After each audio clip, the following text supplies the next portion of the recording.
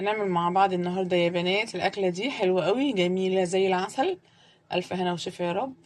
طريقه حلوه وجميله وخفيفه، والصينيه دي زمان قوي الله يرحمها والدتي كانت بتعملها لنا. بصراحه كنت بحبها جدا مع العيش. على فكره بتاكلش جنبها رز.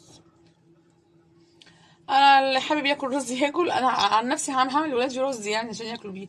بس هي كانت حلاوتها في العيش. كانت بتتاكل بالعيش حاجه كده زي العسل. الف هنا وشفا يا رب. يا رب ان شاء الله الفيديو بتاعي يبقى خفيف عليكم واكون دايما ضيفه خفيفه عليكم. قبل ما ندخل نشوف الفيديو ما تنسونيش في الشير واللايك، اهم حاجه اللايك يا جماعه، الله يكرمكم. وحبايب قلبي اللي اول مره يزوروا قناتي النهارده ومنوريني، ما ينسوش يعملوا لي لايك للفيديو وانزلوا فعلوا الجرس عشان يوصل لهم كل جديد. وما تنسوش لو الفيديو عجبكم نعمل له مشاركه عشان كل اصحابكم وحبايبكم يتفرجوا عليه. يلا بينا نخش نشوف نعمل الصينيه الحلوه قوي قوي دي ازاي. يلا بينا. السلام عليكم ورحمة الله وبركاته. عاملين ايه يا حبايبي؟ يا رب تكونوا بخير وبصحة كويسة. انا كنت بعمل اكلة كده كان زمان ماما بتعملها لنا الله يرحمها، وكنا بنحبها قوي. نعمل صينية سمك بالطريقة اللي كانوا بيعملوها لنا زمان بيها. اللي احنا كنا متعودين عليه المكاريل ده دلوقتي نعمله مشوي او مقلي او نعمله سنجاري في الفرن. بس انا اشتقت الصراحة للطريقة اللي كانت والدتي بقى بتعملها لنا زمان. بصراحه كده كانت حلوه قوي، وكانت بتعمل لنا جنبها بقى عيش طري كده. كانت هي بتعمله في البيت يا جماعه، عايزه اقول لكم كان بيبقى جامد جدا. اه والله بامانه ربنا يعني. مع الاكله دي صينيه السمك دي بطريقه امي بقى الله يرحمها، هتعجبكم وتبقى عند حسن ظنكم يا رب. انا عندي سمك مكاريل، ما كنتش هصور الحقيقه بس قلت اوريكم الطريقه دي بحبها. بقالي كتير قوي قوي ما عملتهاش مكاريل. وعندي الدقه اللي انا بملح بيها دلوقتي دي. الدقه دي يا جماعه اللي انتوا كلكم عارفينها بتاعه السمك. فلفل حامي على فلفل رومي على كزبره ناشفه فلفل ملح ليمون، واللي انت عايزه تزوديه زوديه انت واللي انت بتحبيه في خلطه السمك بتاعتك. تمام كده.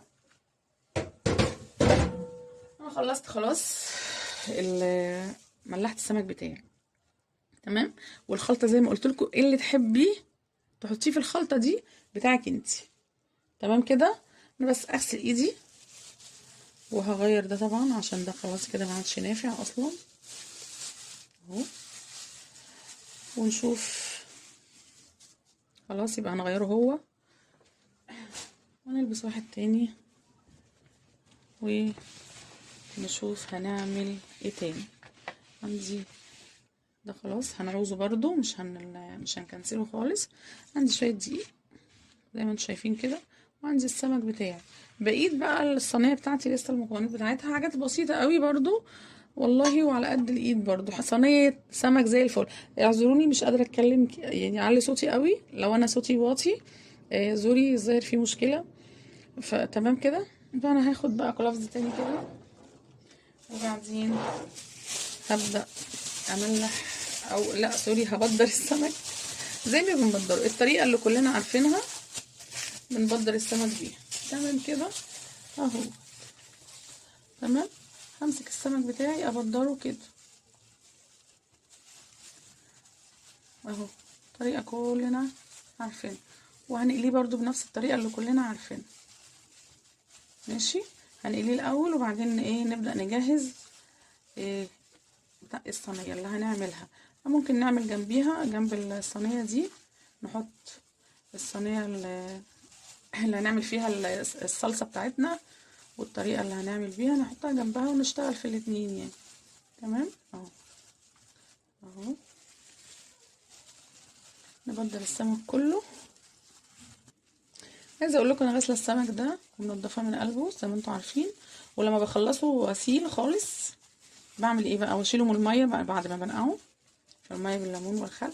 بفتحه كده من قلبه كده، واروح جايه عصره ليمون فيه عشان الزفاره بتاعت السمك ده بتبقى شديده شويه. المكاريل زفرته بتبقى اقوى من السمك التاني، ما بتروحش الزفاره بسهوله. بروح عصره ليمون فيه واسيبها حوالي ربع ساعه كده كله معصور في قلبه ليمون، واسيبه من غير ميه ومن غير اي حاجه ليمون بس.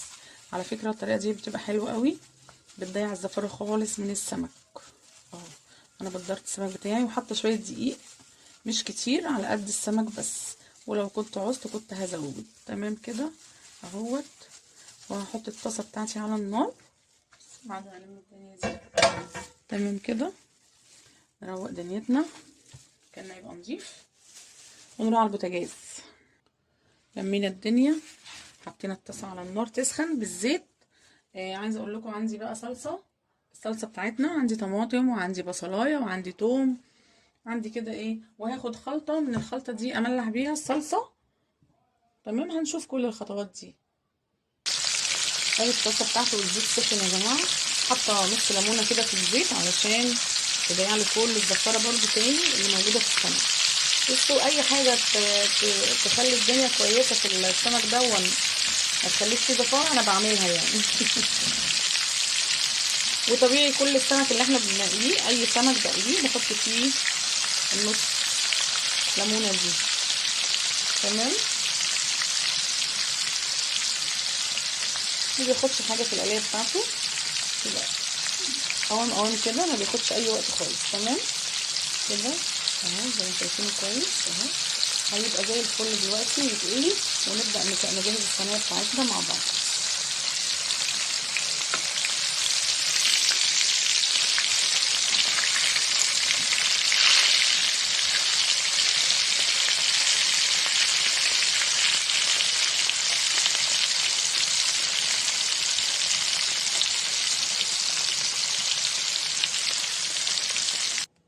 ادي السمك بتاعي يا جماعه بقى جاهز اهو.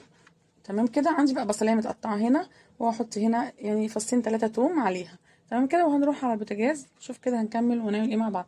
عايزه اقول لكم على حاجه، كان عندي سمكيه بولتي، كنت عامله سمك من فتره يعني، وايه واتبقت واحده عندي. بصوا زي ما انتم شايفين كده ما شاء الله يعني كبيره. فانا الصراحه يعني شلتها في الفريزر، انا لسه مطلعاها دلوقتي، قلت بقى نعملها مع الصينيه دي هتبقى حلوه قوي. إيه خساره طبعا. وبعدين محدش بيرمي حاجه دلوقتي، السمكيه ما شاء الله كبيره، ومحدش بيرمي حاجه. اللي بقى حاجه عندك شيلي في الفريزر وطلعيها في اي وقت هتحتاجيها، وهتسد معاكي وهتبقى زي الفل. اليومين دول يا جماعه محدش يرمي حاجه. تمام، يلا بينا على ايه البوتاجاز. بصوا يا جماعه انا حطيت، بصوا 3 معالق بالظبط من الزيت اللي انا قاليه بيه السمك، لان انا مش محتاجه زيت كتير. السمك ده اصلا بطبيعته بيبقى سمين شويه. عايزه اقول لكم البصل ده برضه انا كنت لما بيكون عندي بصل زياده وبرضه حاسه ان هو هيجرى له حاجه عشان ما يجرالوش حاجه، فبقطعه وبشيله في الفريزر كده، واحط ايه واحده واحده في كيس، وبشيله كده استعمله على طول. دي برضه كانت في الفريزر اهي، بس طالعه من الفريزر تحطي على النار على طول. تمام، متخليش حاجه تبوظ عندك ولا ترمي حاجه، الايام دي مش بتاعت كده خالص. يعني لازم كلنا نخلي بالنا من المواضيع دي يا جماعه. تمام، بس ولعت النار كده عليها اهي. هقلب كام تقليبه كده واحط الثوم عليه. تمام كده، البصلايه بتاعتي خلاص كده دبلتها شويه. حطيت بقى شويه الثوم كده عشان طبعا من الفريزر برضه عشان يفك، وتقليبه كده عليه.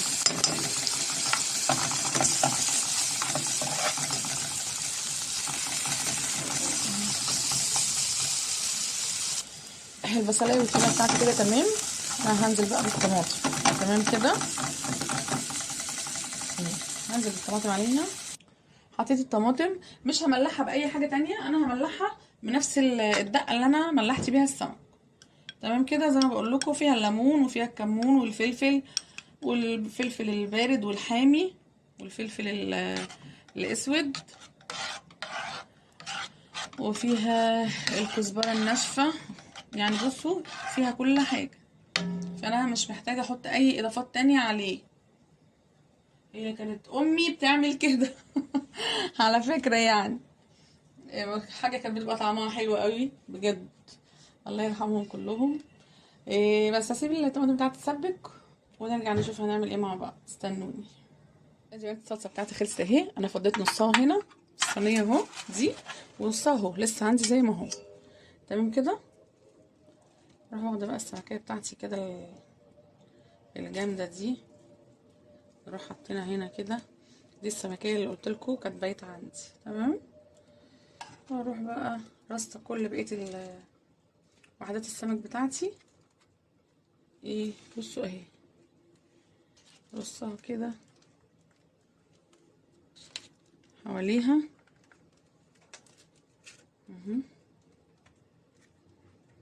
وممكن نحطهم كده